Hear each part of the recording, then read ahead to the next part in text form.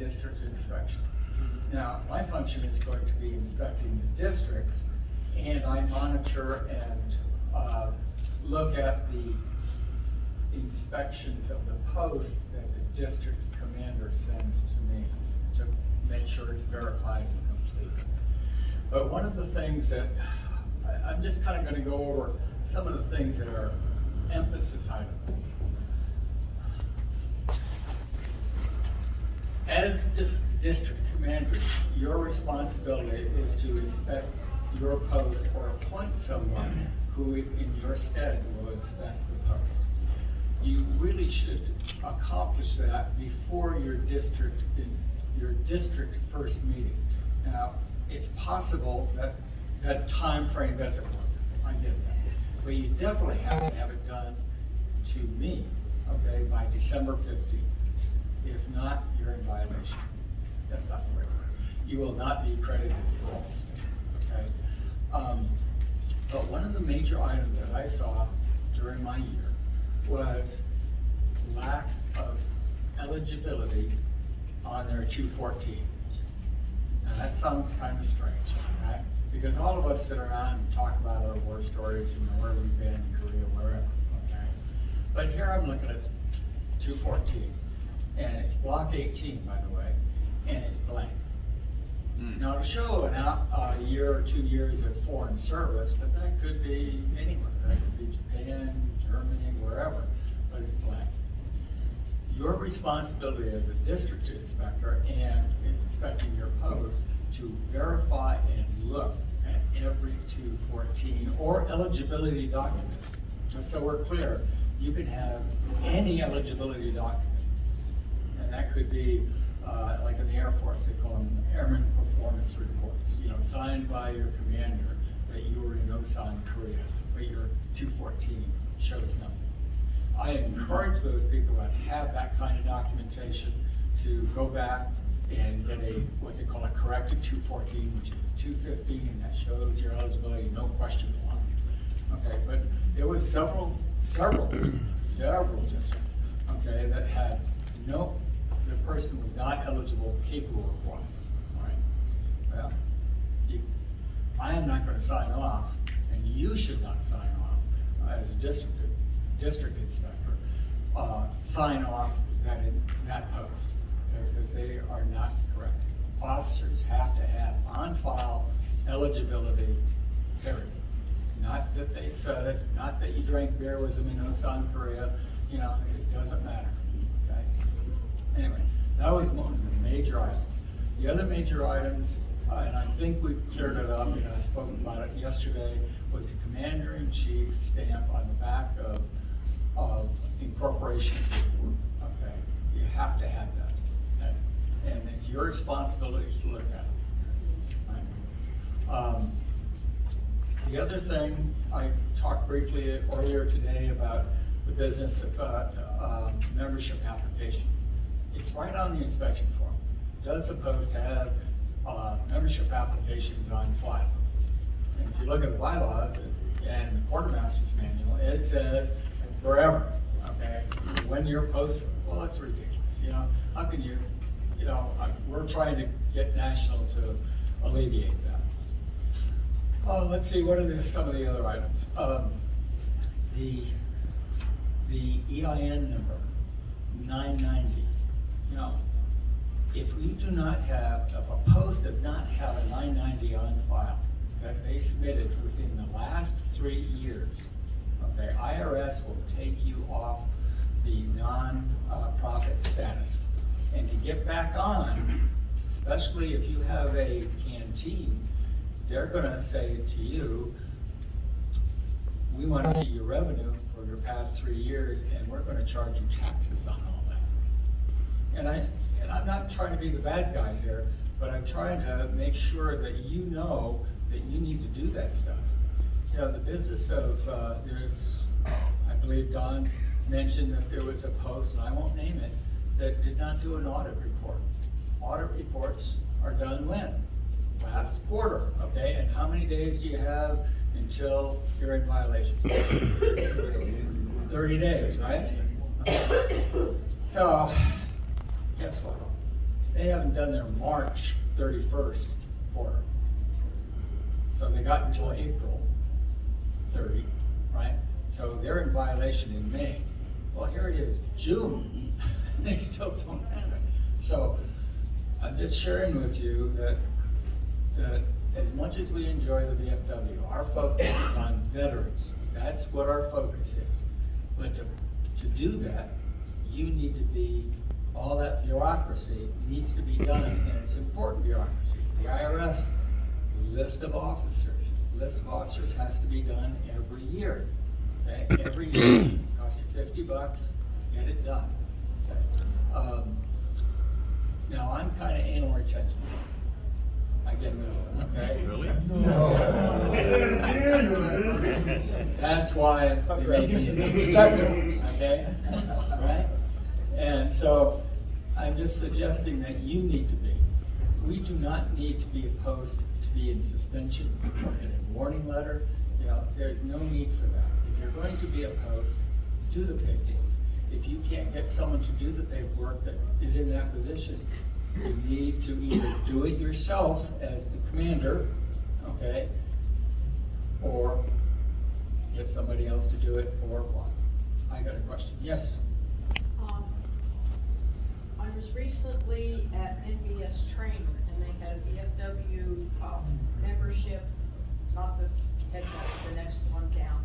And he said if you don't have the eligibility on a DD 214, that's not the only place you can look. That's correct. You can look on a page 4, Yep. you can look for an awards letter. So those would be, you know, if you don't see it on the DD 214, could you staple that to that so that when the inspectors come around, that would count? Yes, you can. Okay. Everybody, the gold standard is a 214. Okay, but some of the people in here, okay, are prior to where you got 214s. Okay, and just say it. Okay, you can have other documentation. I'm just saying the gold standard is 214. Okay, it would really help post commanders, quartermasters, adjutants, you know, to get your stuff together in one spot. Okay, when the district inspector shows up, and highlight their eligibility on the 214 in yellow in a piece of paper. Yes, sir. Yeah, Jerry, I've run into a problem a few times with the fast attack and nuclear sub people.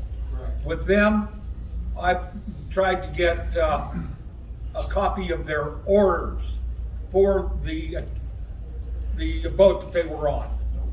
And from what I've understand from National, that is an eligibility.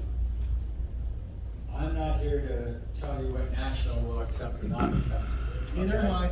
And, yeah. Because their 214 don't say it either.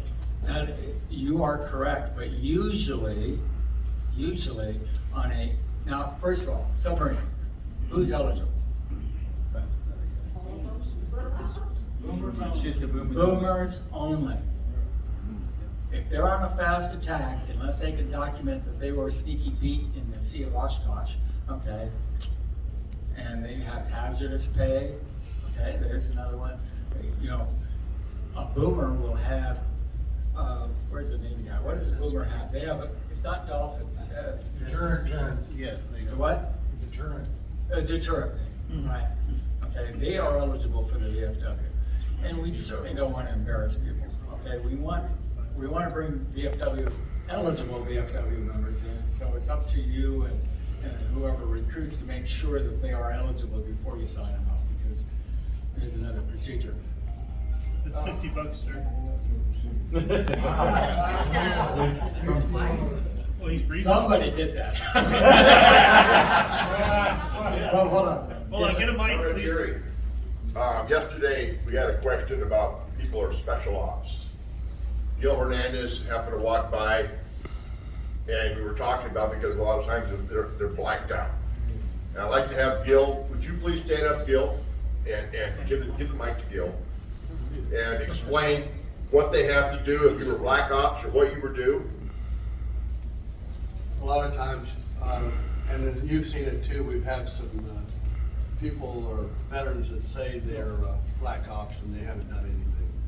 but if they're legit, you can, have them get an upgraded D214 that shows that they had a combat action ribbon, or they served in Iraq or Afghanistan. That's all it has to say. They can get it upgraded. We don't even know where they were, where they were or not supposed to be. Just like my time, we weren't supposed to be in Cambodia or North Vietnam, we were there. But a lot of that stuff becomes public knowledge later on. But right now, as you know, some of those is sealed, their records is sealed until they're unsealed. But they can go back and at least get that. That'll help you out a little bit. And a lot of times our service officers can go ahead and dig a little bit deeper than some of us can. Because they're eligible for the VA, but yet they're not eligible for the VFW. That doesn't seem right. There is a way that the VA does things also that you can use them to your advantage also. And our service officer is a good point to go and ask them if they can't check these people out a little bit better. And if that doesn't help, we have our senators or representatives in like Las Vegas and the Reno area.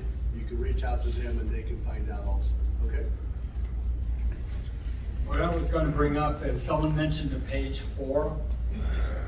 214 has several copies, pages to it, okay? How many people, show of hands, how many people have a page 4 of their 214? Wow, I'm impressed, okay? Most people only have the 214. Copy for, excuse me. Copy for, you're right, okay. So, a lot of people only have the 214. So, and I would encourage any of your members, okay, if they've got this documentation, FUPA, is to go research it now. Because I will guarantee you, you will not be a department officer, okay? Because now, National is requiring the department officers, okay, to forward their eligibility. Am I correct, Adjutant? Sorry? I spend a lot of time, would you pay attention? Okay. Good Lord. We were trying to do something. They've got 214, it does not have the documentation, right?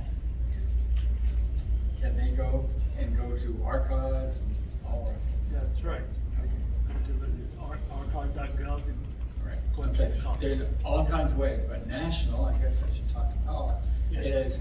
is that correct? Is that junior, senior, and commander? So, right, so any, next week after your election tomorrow, the new junior guys and any newly elected quartermaster or appointed adjutant will have to forward their eligibility to National.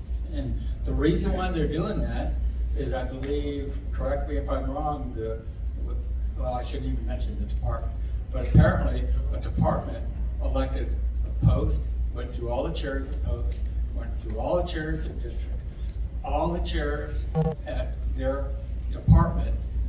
National asked only the commander at the time, the new commander, for their 214 eligibility, and he was not eligible for the VFW. Dang. Now, that's amazing. Okay, so he went through all those chairs, and he was not eligible. And it's embarrassment to the VFW, because now you gotta throw him out of the VFW. I mean, it's a law. So, yes, ma'am.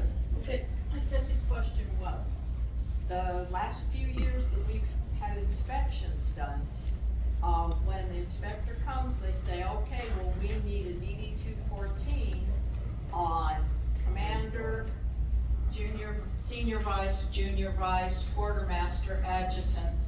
Now, if I understand what you were saying before, is we're supposed to keep the DD 214 for every single one of our members, or was that just the application to join? Okay, just to be clear, in the quartermaster manual, it requires the post to keep every application that has ever been in the post. Okay. That is what it says in the destruction document, that you will keep it forever, okay? It is impossible, okay? There is not a post in this nation, okay, that's kept every application. We're trying to change that. But as far as the officers, you have to have those on file, and the inspector is required to look at it. It's not that the post commander, your buddy, says, hey, yeah, I got them in the file cabinet, everybody's good, okay? And I'll use a name, talk to Tom Vick, okay? Because, you know, the person, the senior vice, was in Korea, and you never ask the question you don't know the answer to. And back in the day, the Air Force did not put anything in Block 18 when they re-enlisted, okay, until they retired completely.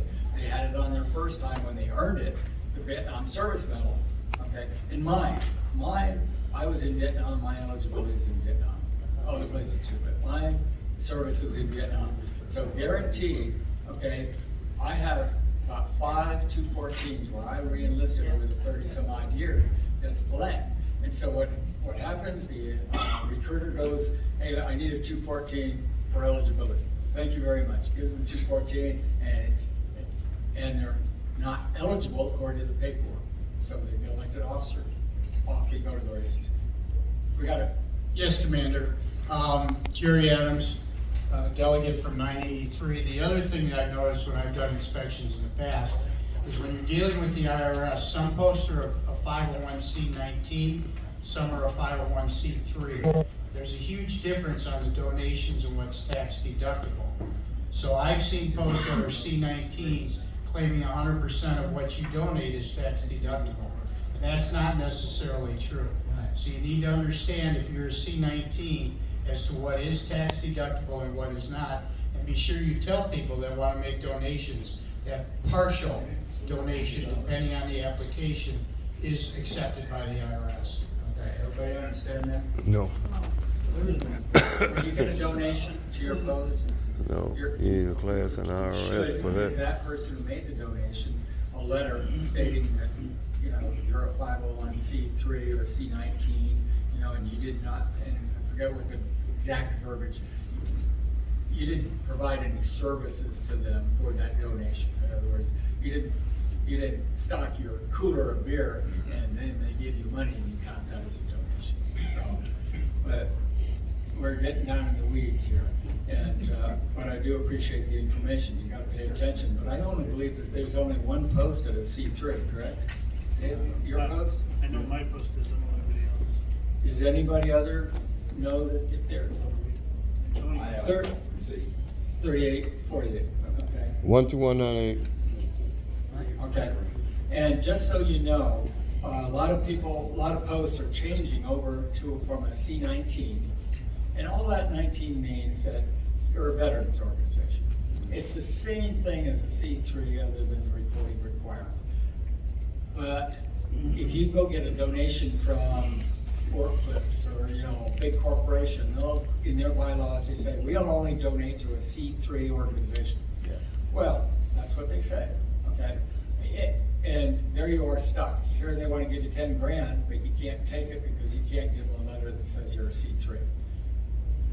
There is a workaround, okay? We're getting off track a little bit, but there is a workaround, is that the VFW Foundation at National is a 501c3, okay? You can have that company write the check to the VFW Foundation, put in your post number, let them know, you know, at National it's coming. They will turn around dollar for dollar and return it back to your post. And they get credit for a C3 donation, you get the money, just as an aside. Everybody understand that? Okay, good. All right, getting back to the inspection. All blocks need to be filled, whether it's yes or no. But of course, what happens when it's NA? You know, we're trying to work on this inspection form so it reflects actual, and we'll have to live through it for the time being. Now, I've got packages for every district commander. In that package has enough post-inspection forms for each of your posts, okay? Whether it's 4 posts in your district or 7, okay? So I got that. My phone number is in there, my email address is in there. Please, if you have any questions, contact me, all right? I'm not gonna go line by line. I've included the back page of the inspection form. A lot of people don't turn it over, but I've included the back page of that inspection form of what you're supposed to look for, okay? So please accomplish it. Anyway, is there any other questions about that? Because I'm just about done. So, I'm not gonna see any errors on these next ones.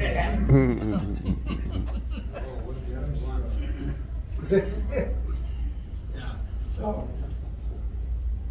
I can't emphasize enough that the hammer's coming down.